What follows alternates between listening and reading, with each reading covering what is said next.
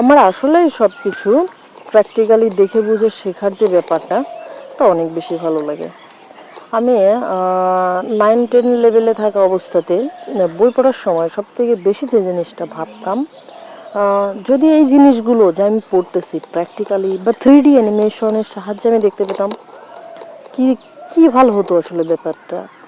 আমার হয়তো গদ মুখস্থ করে রাখাই লাগতো না, সবকিছু দেখে বুঝেই মনে থাকতো। কিন্তু তখন না তো নেট সেবা বা মোবাইলের যে মানে কি বলে এটা, মানে অপ্রতুলতা, এই জিনিসগুলো তখন আমার কাছে ছিল না। আর তাই পারি নাই দেখতে, বা তখন অতটা ক্যাপাবিলিটি, টাকা পয়সা এগুলোও ছিল না যে সব কিছু নিজের মতন করে করতে পারবো যা এখন আছে আমার কাছে। তো এই কারণে আমি এখন দেখার চেষ্টা করি যে জিনিসগুলো আমার আরও আগে দেখার দরকার ছিল, জানার দরকার ছিল।